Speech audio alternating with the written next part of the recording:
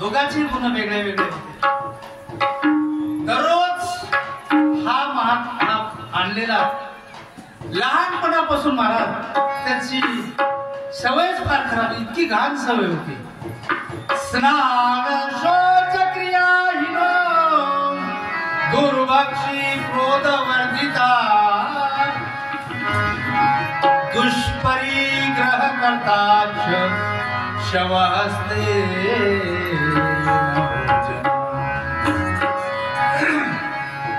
जे धुंदुरीला जन्मलेला होता, धुंदुकारी मेलेल्या माणसाला हात लावायचे. मेलेले माणसं दुसऱ्या दिवशी आपण पक्षाला पाखराला घालतो ना, त्याच्या आवडीच्या वस्तू तळलेले पदार्थ वगैरे काय ठेवतो आपण, ते जाऊन खायचं. महाराज घुसणं होतं ना थोडं, ते आत्मदेवाचा मुलगा होता, आणलेलं विकत असलं तेवढ्यावर नाही हो, असं करीत होता, काही भक्षण करत होता. नको ते त्याचं नाव आपण घेऊ नये, जे नको ते खात होता म्हणून.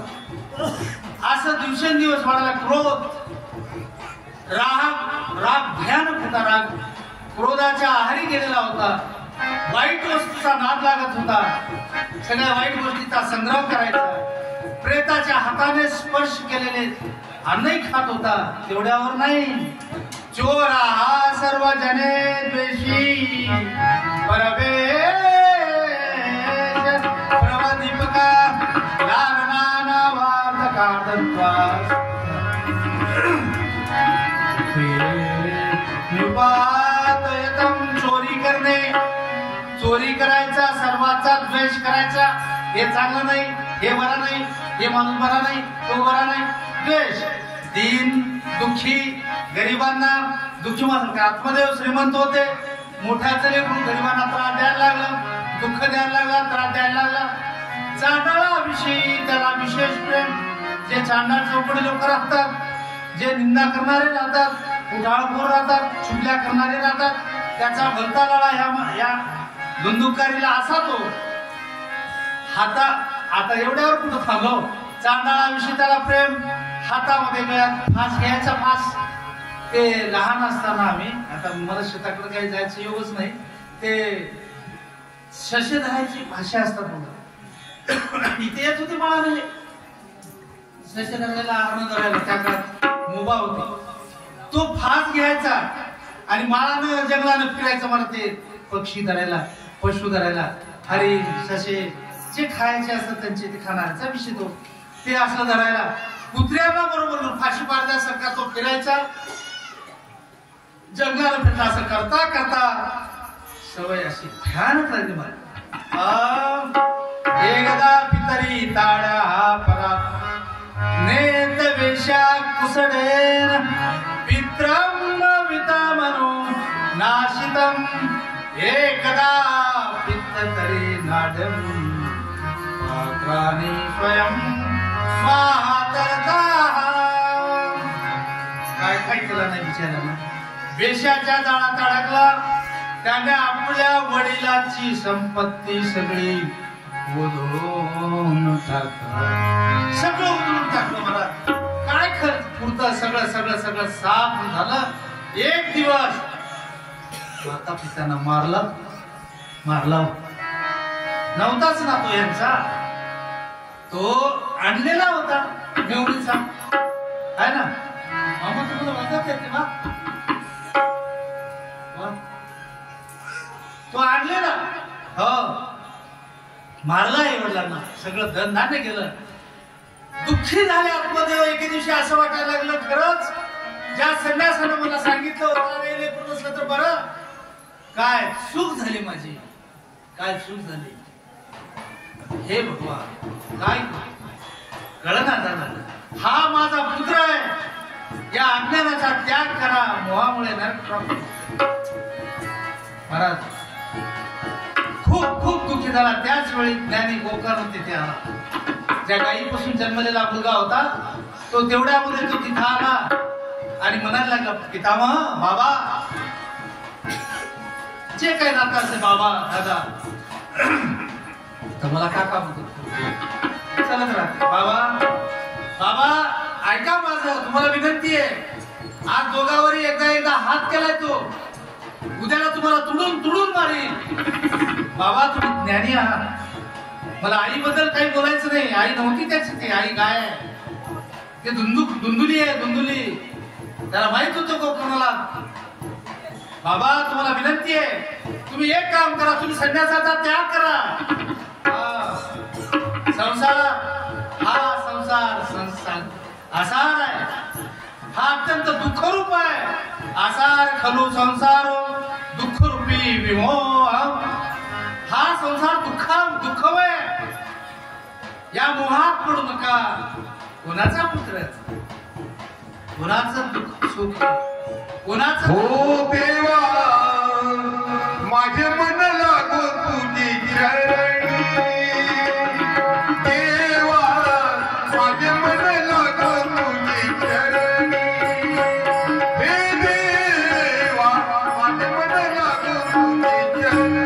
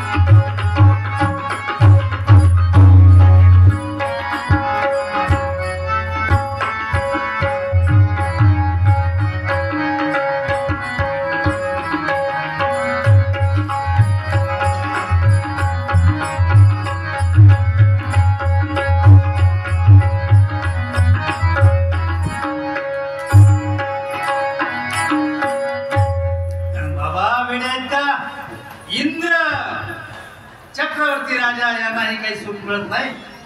विरक्त एकांतात जीवन कटणारे मुनीच सुखी असतात. हा माझा पुत्र आहे, हा अज्ञानाचा त्याग करा. हे माझा पुत्र आहे, मोहपाशात पडू नका.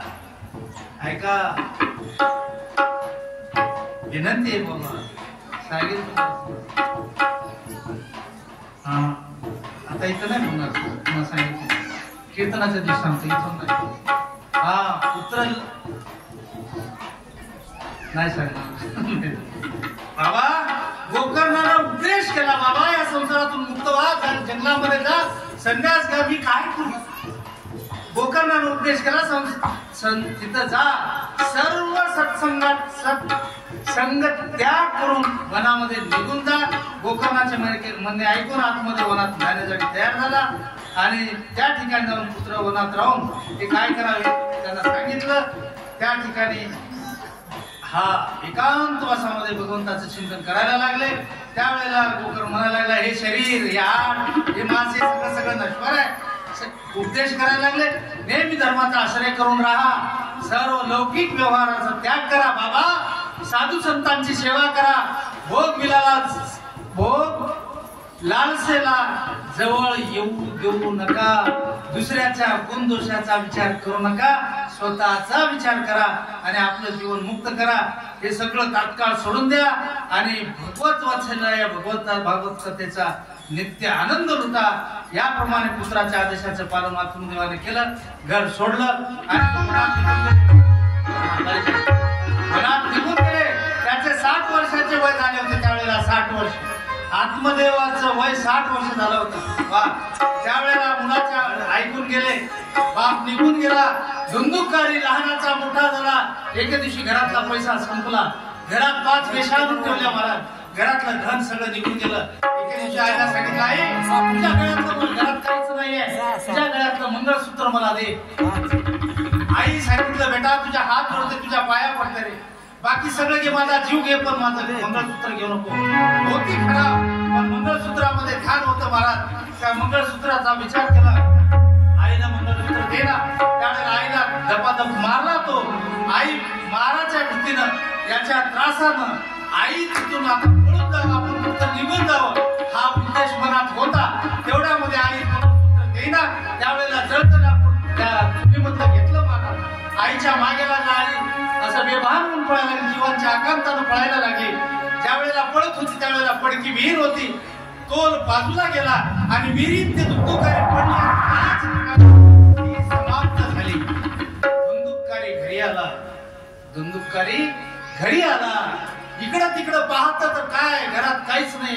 ज्या आणून ठेवलेल्या 5 वेश्या होत्या मामा, बस एक तोंडाचे 2 तोंड होते. एक आई गेली पण 5 तोंड वाढले. आता काय करायचं? आधीच वाईट नाक लागलेला महाराज. पुरी छोट्या छोट्या चोऱ्या करायच्या, आता डाके घालायला लागला. श्रीमंताचं घर उठायचं, पुण्या घरावर डाका घालायचा, कुठे जायचं, काय काय करायचं, कुठं काय करायचं. 5 तोंड घरात वाढलेले आहेत. त्यावेळेला मोठे मोठे डाका घालायला गेला. मोठं श्रीमंत घर पाहिलं, त्या घरामध्ये चोरी केली आणि वाठवून एवढं मोठं सगळं त्या 5 स्त्रियांना. एक लक्षात घ्या, परस्त्रीचा नाच झाला आहे जो होते या धुंदुकारीला. कारण वेश्यांना बाहेरच्या स्त्रियांना फक्त धन प्रिय असतं, बाकी तुमच्या गुणाशी कुठलंच देणं घेणं नसतं. हे शास्त्र सांगते, मी नाही. भागवत शास्त्र सांगतं मला. त्या बायांना धन आणलं, आनंद वाटला, सगळा आनंद झाला, तारीफ केले, त्यांची सेवा केली त्या धुंदुकारीची. पण रात्री 11 वाजता 5 जणीचे पंच कमिटीनं विचार केला. त्या 5 जणींनी म्हणले ह्यानं धन आणलं एवढं मोठं, पण हे गोष्ट उद्याला राजाला कळेल. राजाला कळल्यावर ह्याला पकडून देतील, याला पकडून दिल्यावर त्याला फासावर देतील. पण देतील तर देतील, तो जाईल, पण हे धन घेतलं कोण आपणाला घेईल, मग आपणाला फासावर जावं लागेल. मग काय करावं आपण? मग काय करावं? आणि त्याला करायचं काय म्हणले? 5 जणांमध्ये ठरलेलं फार आयडिया बेस्ट लागते. त्याला पंच कमिटी म्हणतात. आपण निर्णय घेत असताना आता हे आपल्या शब्दाच्या बैठक होतेच की, एक जण म्हणते या महाराज दारू घेऊ, एक जण म्हणते त्या महाराज तारी घेऊ, याने म्हणते हे जेवायला करू, त्याला म्हणते ते जेवायला करू. हे असं जे ठरतं आपल्या याच्यात. मग कोणाचं कोण भंडारा घेणार, कधी कोणाची पंगत, हे जी पंच कमिटी आहे. या 5 जणांनी विचार केला. एकाने विचार केला, त्या पागल झालीस, अगं 5 वाटण्या करा. हिनं म्हणली 5 वाटण्या करतो, पण काही ना काही झालं तर एकूण एकाचं आपलं भांडं फुटतं, सगळे वाटण्या करून आपण निघून जाऊ, हे सगळ्यांनी ठरवलं. पण ठरवल्यावर एकीने सांगितलं, हे आयडिया, हे निर्देश करणारी, हे निर्देश त्याला अंगुली म्हणतात महाराज, हे अंगुली निर्देश. तिनं सांगितले ह्यानं चोरी केली, आपण काढून घेतलंय, उद्याला फासाला जाणार, आपणाला पकडून देणार आणि सगळे आपण मरणार. मग काय करायचं? अरे साधी गोष्ट आहे, यालाच ह्याचाच काटा काढून टाकलं, धन आपण घेऊन जाऊ, काय पता लागणार आहे. महाराज त्या 5 वेशाने विचार केला. रात्री 12ची वेळ, अमावास्येचा खट्टा अंधार, कोणी सामसूम, सगळी सामसूम झाले. अजिबात जमलं. मानखालची उशी घेतली, त्याच्या तोंडावर दाबलं, पण तो मरणाधरा पापीची होता, भयानक पापी. तडफड तडफड तडफड करायला लागला. एवढा मोठा वाडा, त्या वाड्याच्या बाहेर आवाज आहे ना, त्याचा बारीक बारीक आवाज वाड्याच्या बाहेर जायला, तळमळ तळमळ तळमळ करायला लागला, बाहेर करायला लागला. त्यावेळेला त्या 5 वेशांनी घरामध्ये जे चोर होते, एवढाले मोठाले इंगळ होते, जसं ते आता आपलं स्वयंपाक तिथं होतं ते इंगळ ते लाकडं घेतले महाराज आणि त्याला मांडलं. कोणी त्याच्या उरावर बसलं, कोणी पाय धरले, कोणी हात धरले, त्याच्या तोंडात जळतं लाकूड कोंबून मारले. त्या धुंदुकारीचा जीव गेला. धुंदुकारी शांत झाला. त्याच घरात, त्याच वाड्यात खड्डा खोदला. 5 विषयानी खड्डा करून त्याला पुरलं आणि ज्या वेळेला ते 5 विषया धन घेऊन निघून गेल्या, हा एकटा मेलेला हाती करून टाकली, वेशा निघून गेल्या. त्याच वेळेला ज्या वेळेला आई घरातून पळून गेली, गोकर्णाने विचार केला, आई गेली, आता ह्याच्यानंतर माझा नंबर आहे. गोकर्ण सात्विक होता, भगवंताचा दास होता, रात्रभर दिवस भगवंताचं चिंतन भजन करायचं होता महाराज. त्यानं विचार केला या घरात राहण्यापेक्षा माझ्या प्रभूचं भजन करत मी वनात जाईल, प्रभूला मी माझा करून घेईल. आणि वनात तो निघून गेला. बरेच दिवस गया, मित्र गया, बऱ्याच अंतर कटत कटत फिरू लागला. अजिबात पत्ता लागला, पण असं ऐकायला मिळालं काही लोक दिसले आमचे काका ते काशीला गेले होते, तसं गयेला माहित झालं की तुझ्या भावाचा अंत झाला, तुझा भाऊ गेला, धुंदुकारी गेला. असं कळाल्यावर गोकर्णानं गयेच्या ठिकाणी, तर गया ही असे मात्र गया, मित्र गया, ज्याची आई गेली, ज्याची माय गेली, माझी माय बी गेली, बापाही गेले.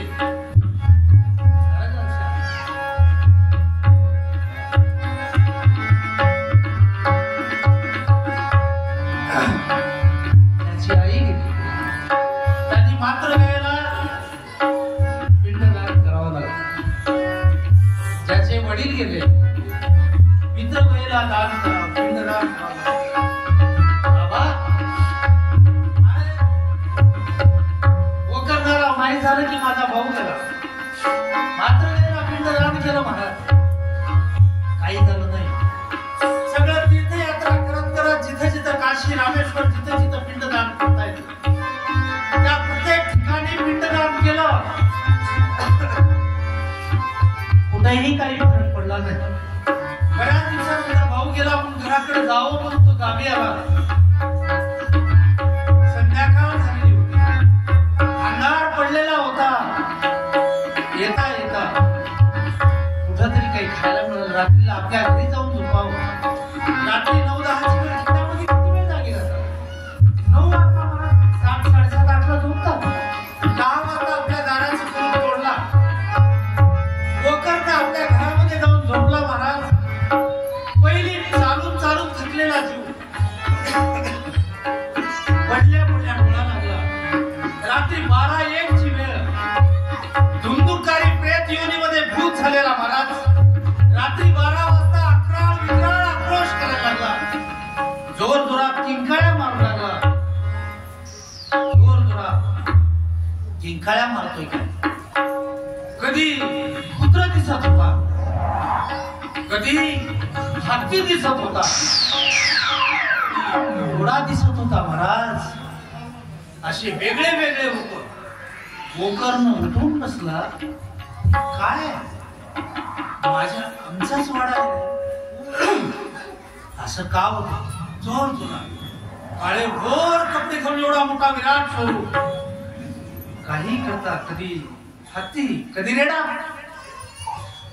कधी इंद्र दिसत होता, कधी अग्नीच कधी जाळत दिसत होता. आपण म्हणतो कधी कधी ह्या माळावरून त्या माळाला टेंबे गेले असं म्हणतो. त्याचं शास्त्रीय कारण वेगळं आहे.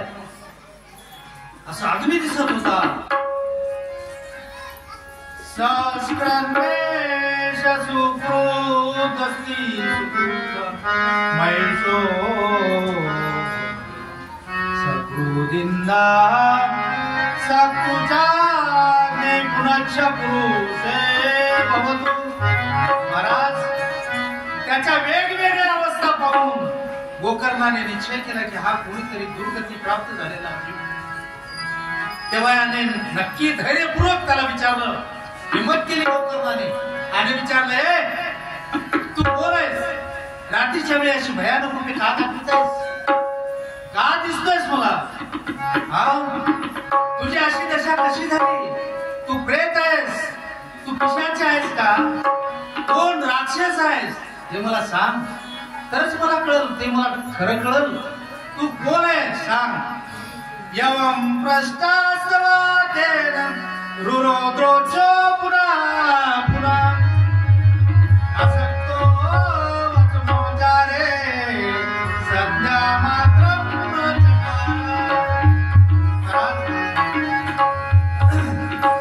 विचारल्यावर एक सारखा जोरजोराने रडू लागला. धुंदुकारी ते प्रेत, तो पिशाच, तो भूत घरामध्ये जोरजोरात रडायला लागला. जोर जोरात म्हणायला लागला. त्यावेळी त्याच्या पापाचे काहीसे परिचारमन झाले. तो बोलू लागला आणि रडता रडता तो बोलता येईना, मग तो खुना करायला लागला. खुना ज्या वेळेला अशा खुना करत होता त्यावेळेला गोकर्णानं पाहिलं की हा काहीतरी बोलतोय. मग तू बोलूही लागला, भाऊ मी तुझा भाऊ आहे, माझं नाव दुमदुकारी, अहम भ्राता त्वदीये योगस्मी दुमदुकारी, नामस्त नामस्त नामस्त, माझं नाव दुमदुकारी आहे, स्वकिरेन दोषेन कर्मत्वान तन्मया. दादा अरे भाऊ मी काय सांगू, मी आपल्याच दोषाने माझे ब्राह्मणत्व नष्ट केले, मग माझ्या कर्माची गंतीच नाही रे. मी मोठ्या महायज्ञाने विपर्शिनी लोकांना हिसका, तो हम स्त्री भितो देखन मार्गा. बाबा मी काय सांगू, माझ्या कर्माची गंतीच नाही. मी इतके कर्म केलेत, मी माझ्या तोंडानं सांगावं असं काहीही राहिलं नाही. इतके पाप माझ्या हाताने झालेत, तर माझा उद्धार कशाने होईल म्हणून मी लोकांना पीडा दिली रे. शेवटी वेशांनी मला हाल करून मारलं. मग सांग, म्हणून मी प्रेत योनीत येऊन ही दुर्दशा भोगीत आहे. दादा भावा आता दैववशात माझ्या कर्माचे फळ म्हणून केवळ वायू भक्षण करून राहतो रे, काही खायला नाही. काय करू सांग दादा, सांग मला या पाशातून मला सोड. सर्व बोलणे ऐकले. त्यावेळेला गोकर्ण म्हणाला, भाऊ थांब, मी तुझ्यासाठी विधीपूर्वक गया क्षेत्र पिंडदान केलो. कुठं? गया क्षेत्री केलो ना. गया श्रादानं मुक्ते स्वेदुपायो नापरत्वेषं विधेयन मया प्रेतं तथा त्वं वद सविस्तरं. अरे गयाला तुझ्या नावानं पिंडदान केलं, आता दुसरा कोणता उपाय नाही. तू आता मला सविस्तरपणे सांग, मी आता काय करावे? प्रेत म्हणायला लागला, शेकडो गया स्नान केला तरी करूनही माझी मुक्ती होऊ शकणार नाही. तू आता यासाठी दुसरा कोणता तरी उपाय शोधून काढ.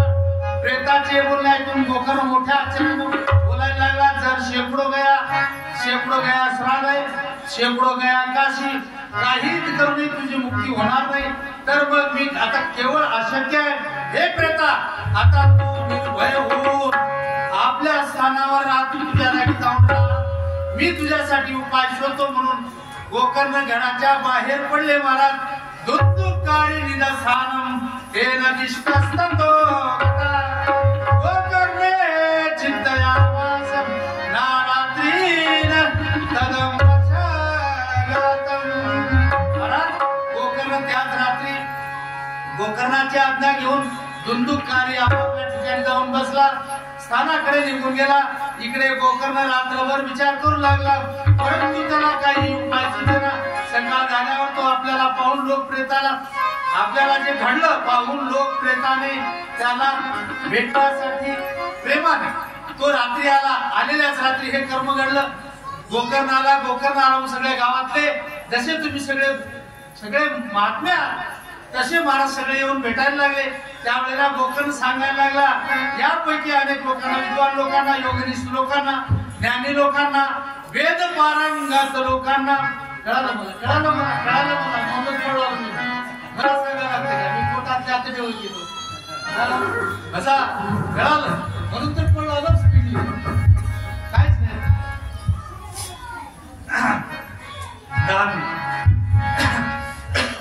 सगळ्या लोकांना विचारायला लागला, बाबा असं मला रात्री झालं, मी काय करू तेवढ्यावरच नाही थांबलं महाराज.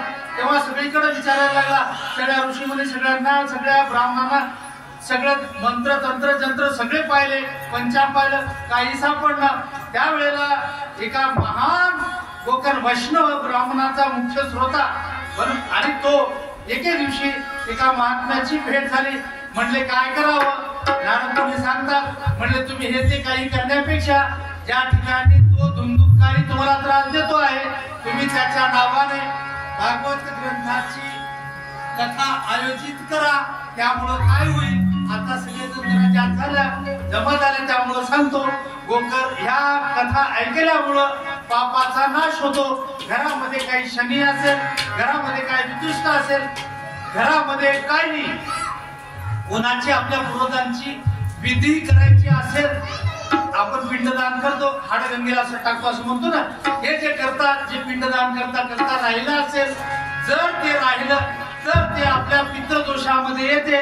पितृदोष आल्यावर माय बापाचं जमना, बापा लोका मुलाचं जमना, घरात सुख राहिला, घरात भानगड्या चालतात, पितृदोष. ऐका, एवढ्यावरच थांबना. पुत्र वंश व्हायचं, आपल्या लेकरा बाळाला सुद्धा लेकर बाळ व्हायचं थांबतात, म्हणजे वंशवेल खंडित होतो, हे ध्यानात घ्यायचं. तसं भागवताची कथा आयोजित केली की कुठं माझ्या केदारनाथाच्या समोर कथा चालू असताना रोज घरात पहिला दिवस आमचे शाहीर मामा मस्त भजन म्हणले, दुसरे शाहीर मामा आर्गन वाजवत होते, दादा आमचे मृदंग वाजवत होते, दादा म्हणत होते. असं सुंदर सुंदर भागवत कथा चालू झाली. ज्या दिवशी पहिला दिवस आजचा कथा सुरू झाल्यावर माझ्या माया बहिणी सगळ्या जमा झाल्या, सगळे दादा जमा झाले, सगळे भक्तगण जमा झाले. त्यावेळेला देवादिदेव सुद्धा जमा झाले, ऋषी झाले, मुनी झाले, पशु झाले, पक्षी झाले, झाड झाले, नद्या झाल्या, सगळे आले.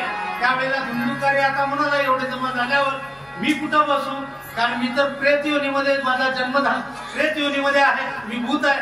आता कुठं थांबा, बाजूला एक वेळूचं झाड होतं महाराज.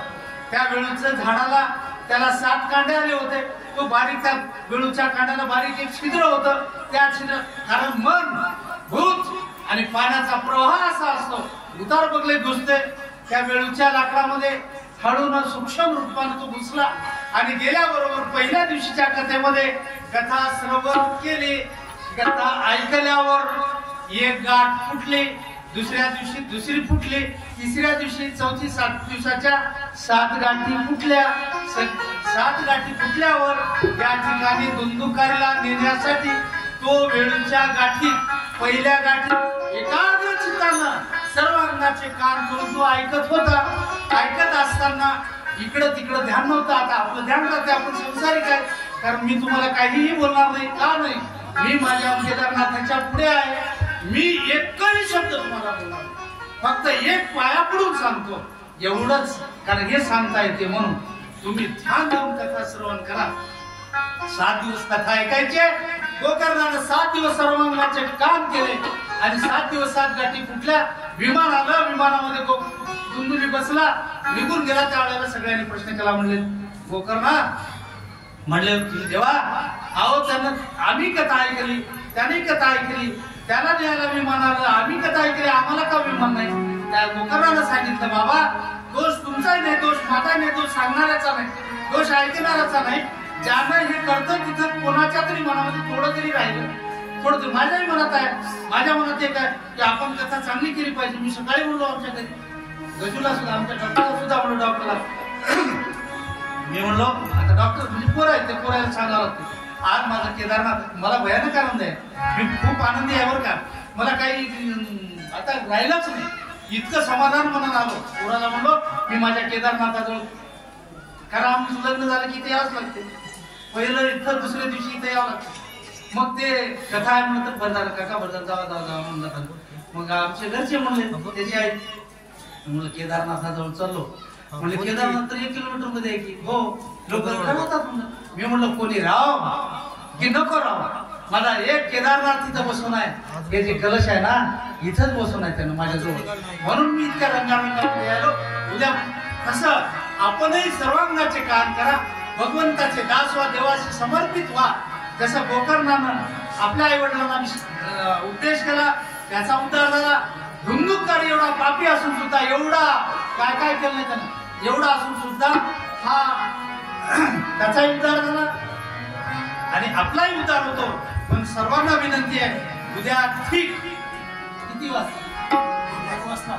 हा, 1 नक्की, 1 ते 4. हा हा, आज उशीर झाला, तर पहिला दिवस आहे त्याच्यामुळे उशीर झाला.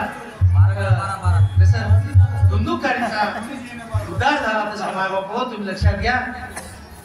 सर्वजण उद्यापासून 1 वाजता या. आता उद्या लग्न नाही, पहिले नंतर लग्न लावून सगळे चालेल. हा, आनंद आहे. सर्वजण भगवंताचं चिंतन करा. उद्या आरती वाले आरतीचे यजमान साहेब हॅलो मागणी ती तुझ